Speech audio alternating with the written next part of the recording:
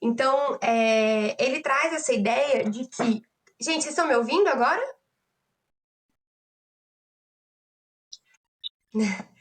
Ele traz essa ideia de que o conceito do que é correto, do que é adequado ao direito, ele vai ser um resultado de três elementos, né? A legalidade, conforme o caso concreto, então a gente vai analisar, esse caso está previsto o que a lei diz sobre essa situação.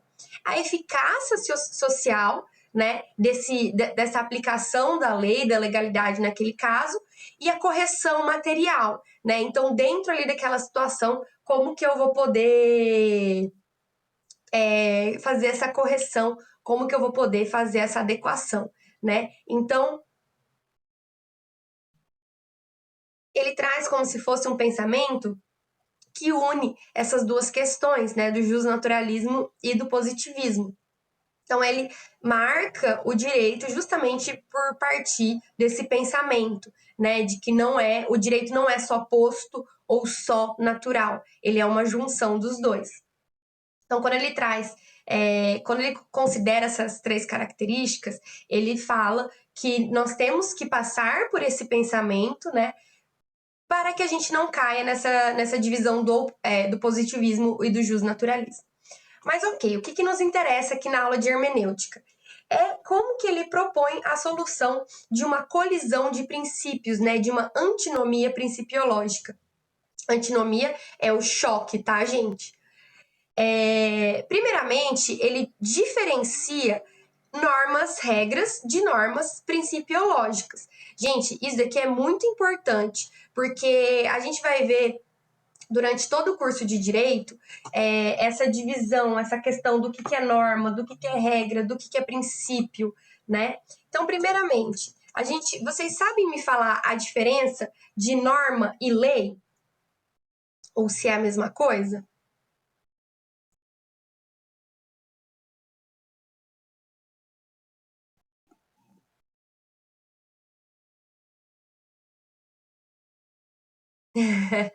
Então, imaginei, porque isso é uma coisa que até eu confundo às vezes, é bem confuso. A norma, ela vai ser, por exemplo, regras de conduta. Ela pode ser jurídica, moral, cultural, né? Então, a norma, ela é mais abrangente que a lei. Enquanto a lei, ela vai ser o que está ali escrito, posto. A norma jurídica, ela também vai abranger aquilo que está implícito, né? Aqueles princípios. Acho que vocês já estão tendo constitucional. Existem princípios que não estão expressos na lei, não é verdade? Né? Existem princípios que a gente tira ali do conjunto normativo, né? Os princípios gerais do direito, os princípios orientadores. Então, a norma, ela abrange tudo isso. É como se a norma fosse o gênero e a lei fosse uma espécie de norma. Normalmente a gente utiliza norma jurídica, a gente até às vezes utiliza como se fossem sinônimos, mas quando a gente fala norma, nesse sentido jus filosófico, né, a gente está falando então desse conjunto de normas, né? A norma jurídica abrange, além da lei explícita, além da lei positivada, né, escrita, abrange também aqueles princípios, né, princípios gerais do direito, princípios implícitos. Então, quando a gente fala de uma norma, eu posso estar falando tanto da lei quanto de princípios ali dentro daquele ordenamento jurídico, dentro daquele conjunto ali de leis, ok?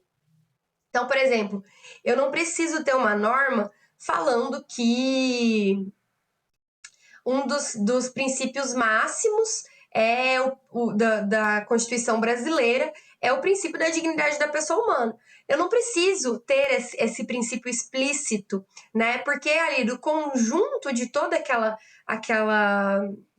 aquelas leis, no conjunto de todos aqueles artigos, eu tenho ali que a base de todo aquele fundamento, que a base de todo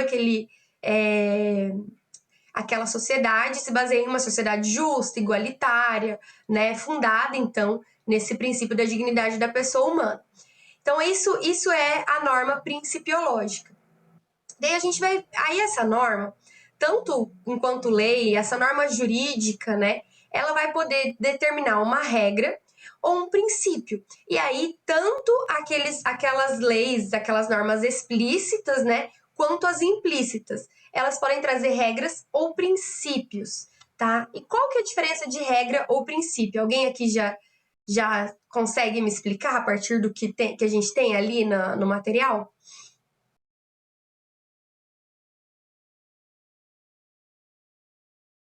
Bom, a regra, ela é um imperativo, né? Então, ela determina algo, ela determina uma conduta, ou o que se deve fazer, ou o que se deve não fazer, né? Então, ela determina uma conduta que deve ser cumprida de maneira exata. Então, a multa tem que ser de no máximo 5%. A multa tem que ser de no máximo 10%. Então, ela determina ali a maneira exata em que aquela situação vai ser cumprida. Então, ela vai falar o que deve ser feito, né? Ela vai falar uma conduta que deve ser feita ou deve ser evitada, ou como essa conduta deve ser feita, e aquela conduta que ela está descrevendo tem que ser realizada ali nos limites daquela lei. Pode ser feita de menos do que a lei determina, mas tem que ser feita ali nos limites daquela lei. Se a gente está falando de uma lei civil, em que há essa permissão de acordo entre as partes, ainda assim deve se limitar ali pelo que a lei regulamenta. Enquanto os princípios, eles são comandos de otimização, né? O que quer dizer isso? Quer dizer que são normas que vão ordenar que algo seja realizado na maior medida do possível, né? Dentro das possibilidades fáticas e jurídicas. Então, por exemplo, se eu falo que eu tenho uma liberdade, um princípio, que eu tenho um direito à minha vida privada, a inviolabilidade da minha vida privada, quer dizer o quê? Quer dizer que nada, nunca, em nenhuma situação, eu vou poder ter esse princípio quebrado, né? Ninguém nunca vai poder entrar no meu computador. Isso é verdade, gente? Eu tenho eu tenho direito à minha intimidade, né? Então, tudo aquilo que é da minha informação íntima, eu tenho esse direito de proteção. Mas, se eu cometo um crime e daí a polícia precisa entrar no meu computador para investigar, a polícia pode? Pode. Então, a gente está vendo aqui que não é absoluto, né? Que não é uma regra absoluta. Não é, olha, eu tenho direito à minha intimidade e sob nenhuma circunstância essa intimidade pode ser violada. Pode, né? Então, se cumpre esse princípio dentro da maior possibilidade, tenta se abranger a maior situação possível, dentro de situações fáticas e jurídicas, né, que permitam que esse princípio, que essa norma principiológica seja exercida da maneira mais ampla possível. Porém, considerando que vai ser limitado ali dentro de situações fáticas, jurídicas, de colisões, né, com outros princípios. Por exemplo, a gente vive um momento único, né, na história da humanidade. Se há um ano atrás se falasse que os estados poderiam ter acesso aos celulares da população para localizar onde essas pessoas estão, para monitorar onde essas pessoas estão, seria considerado um absurdo, né? Seria considerado, não, uma violação de um direito absoluto à intimidade, ao direito de locomoção, né? Se há um ano atrás se falasse que deveríamos estar trancados em casa, não, que absurdo. Como assim pagar multa se eu sair de casa? Isso é um governo autoritário. E hoje em dia, diante das situações, da situação de saúde pública, até os governos mais democráticos estão adotando medidas que, em outro momento, seriam restrições de direito muito grave. Né? Então, existem estados que estão falando em monitorar a geolocalização, né, o celular ali, o GPS, das pessoas que forem diagnosticadas com Covid para monitorar que essas pessoas não vão ir ao centro ou visitar outras pessoas e vão se manter em quarentena durante aquele período. Enfim, são discussões que hoje em dia se admite que se discutam e há pouquíssimo tempo atrás não se considerava nem que fossem discutidas, né? Por quê? Porque dentro das possibilidades fáticas que a gente está vivendo hoje, percebe-se que essa liberdade de locomoção ela não é maior do que o direito à vida, né? Então, a partir do momento que eu falo não posso restringir a liberdade de locomoção das pessoas e eu estou colocando um grande número de pessoas em risco de vida, olha aí um peso que a gente faz. Então, aí a gente tem um exemplo já. Então, o princípio, ele é uma norma de otimização. Eu tento aplicar ele da melhor maneira possível, de uma maneira que abranja o maior número de pessoas possível, e dentro desse número de pessoas abrange o maior número de situações possíveis, mas aí sempre analisando caso a caso, sempre analisando o que é mais viável, o que é mais aplicável, né? Então, como que eu vou fazer isso?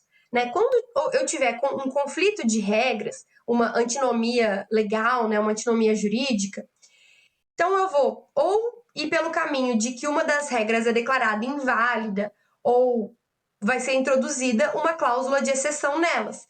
Né? Então a gente vai, eu coloquei aqui, né, que a gente viu isso na aula anterior e vai ser retomado na matéria de direito civil. Então, ou eu vou falar assim, olha, quando eu falo que o Código de Defesa do Consumidor define uma multa de 5% e o de Direito Civil, o Código Civil, de 10%, eu vou ou anular uma das duas ou determinar que uma das duas é exceção. Então, nesse caso, nos casos em que se trata de uma relação de consumo, eu vou aplicar a multa de 5%. Então, aquela é exceção, né? Naquelas exceções em que eu estou falando de relação de consumo, é aquele caso. Supondo que eu tivesse ali dentro do próprio Código Civil uma norma que determine um máximo de multa de 10% e uma norma que determine um máximo de multa de 50%. Aí eu vou falar, não, estão ali estabelecendo regras para a mesma relação. Qual que eu vou aplicar? Aí eu vou analisar qual é o bem da vida, né, que é aquele Código Civil, quais são os princípios gerais, o que é aquele código, qual que é o espírito daquele Código Civil, e daí eu vou observar que uma multa de 50% é abusivo. Então eu declaro aquela norma inválida, né? Então aquela norma não vai ser aplicável. A de 10% vai ser aplicável. Então, vocês estão vendo a diferença? Quando eu tenho uma antinomia de regras, é mais fácil de solucionar. Eu vou trazer uma solução que vai se aplicar mais ou menos ali a todas aquelas situações envolvidas. Então, olha, eu vou aplicar o Código de Defesa do Consumidor nessas situações e não o Código Civil. Todas aquelas situações vão ser abrangidas. Ah, não, aqui eu estou declarando essa norma inválida porque ela não está de acordo com o que prevê todo aquele conjunto de normas do Código Civil. Ela não protege, né, a boa-fé, ela não está de acordo com a boa-fé. Então, todas as relações, eu estou aplicando a nulidade dessa norma que prevê ali uma multa de 50%. Gente, está quase caindo a nossa ligação, e daí eu vou mandar o link lá no grupo e a gente entra de novo, tá? Então é mais fácil de você solucionar. Mas quando a gente está falando de uma colisão de princípios, né, dos princípios vai ceder perante o outro. E daí, como que a gente vai aplicar essa cessão de um princípio em face do outro? Existe um princípio mais importante que o outro? Existe algum princípio absoluto? Algum princípio que em nenhum caso ele vai ter que ceder perante o outro? O que vocês acham?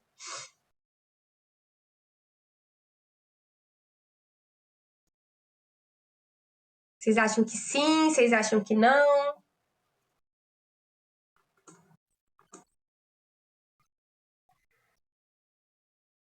Muito bem. Então você acha que não existe um princípio que seja absoluto, que não tenha que ceder perante nenhum princípio.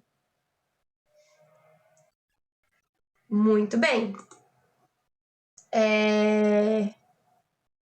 Isso mesmo. Muito bem, gente. Os princípios, nenhum é absoluto. A gente pode até pensar, às vezes, o princípio do direito à vida, né? Não, porque, por exemplo, as pessoas que são adventistas de sétimo dia não podem. Não, é testemunhas de Jeová, perdão. As pessoas que têm a religião, que seguem a religião das testemunhas de Jeová, elas não podem receber doação de sangue, né? Enfim, princípios ali dentro da doutrina da igreja. E daí cada um tem a liberdade de crença. E segundo a crença dessa religião, não se pode receber transfusão de sangue. Se eu colocar o princípio do direito à vida acima da liberdade de crença, da liberdade religiosa, eu tô falando que aquela pessoa tem que receber uma transfusão de sangue, caso seja necessário, para que ela sobreviva. Então eu tô falando assim, olha, ok, sua religião não permite, mas você vai receber, porque senão você vai morrer, né? E daí não se pode, não se permite. Por quê? Cada um tem a liberdade de fazer o que quiser com o próprio corpo, né? Então, se a minha liberdade, se a minha crença religiosa não permite esse tipo de tratamento médico, eu tenho a liberdade de recusar, ainda que eu esteja colocando o meu direito à vida em segundo plano, né? Então, existem diversas situações em que a gente vai ter uma colisão de princípios. E daí a gente vai analisar no caso a caso, muito bem, como que eu vou pesar esses princípios e ver qual vai sobressair em face do outro. E daí o Robert Alexy chama isso de lei de colisão. Tá caindo a ligação aqui,